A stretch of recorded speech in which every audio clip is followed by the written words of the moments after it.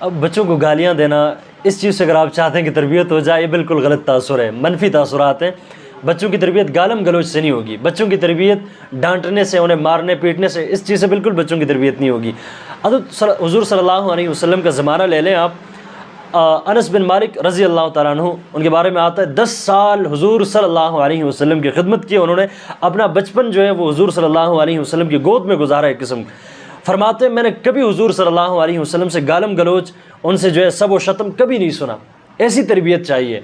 ایسے بچوں پہ جو ہے رحم کرنا سیکھیں، سو انشاءاللہ بچے بالکل ان کی تربیت بھی ہوگی، وہ بالکل گالم گلوچ والا جو ہے ماحول بھی نہیں اپنائیں گے، انہیں بد زبانی بد اخلاقی کا جو ماحول ہے وہ بھی بالکل نہیں اپنائیں گے، ان کی بہترین قسم کی تربیت ہوگی۔ ہماری بدقسمتی یہ ہے کہ ہم بچوں کو ذرا سا اگر وہ غلط کام کر دیں تو فوراً سے گالیاں شروع کر دیتے ہیں، پھر گلا شکوہ بھی یہ کرتے ہیں کہ ہمارے بچے گالیاں کیوں دے رہے ہیں،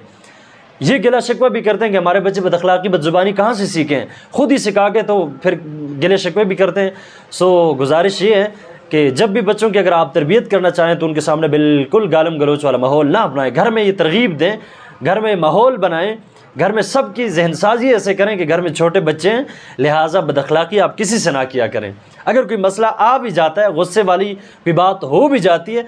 اگر تو آپ کے بچے آپ کے پاس ہیں تو بالکل غصے سے کام نہ لیا کریں، بد اخلاقی سے کام نہ لیا کریں۔ بچوں کو اگر مار پیٹ سے سمجھانا ہوتا تو سارے کے سارے بچے جو ہے بالکل اخلاق یافتہ ہوتے ہیں، ان کو بالکل گالیاں وغیرہ ہو گئی، سب و شتم وغیرہ ہو گیا، یہ بالکل ان سے دور رہتے ہیں، لیکن وہ ان چیزوں سے سمجھتے ابھی نہیں ہیں، ابھی وہ آپ کو دیکھ رہے ہیں، آپ ان کے لیے آئیڈیل ہیں، آپ ان کے لیے نمونہ ہے کہ میرے بابا کیا کر رہے ہیں، میری مما کیا کر رہی ہیں، اسی طرح میرے بڑے کیا کریں، بھائی ہیں میرے، بہنیں ہیں میری، وہ کیا کر رہے ہیں، آپ کو دیکھ رہے ہیں اور آپ کا رویہ اپنا رہے ہیں، آپ کے طریقے پہ، آپ کے نہج پہ ہو جا رہے ہیں۔ سو جو آپ نے کرنا ہے آپ کے بچے نے بھی وہی کرنا ہے۔ اگر تو آپ الٹا کام کر رہے ہیں تو ظاہر ہے آپ کا بچہ بھی الٹا کام کرے گا، اگر تو آپ سیدھا کام کر رہے ہیں تو آپ کا بچہ بھی سیدھا کام کرے گا۔ سو ساری کی ساری بات آپ پہ ڈیپینڈ ہے، آپ پہ منحصر ہے۔ سو جیسے آپ کریں گے ویسے ہی آپ کا بچہ کرے گا۔ تربیت چاہتے ہیں تو خود کو ٹھیک کریں، اپنی اصلاح کریں، بچے کی اصلاح کو چھوڑ دیں۔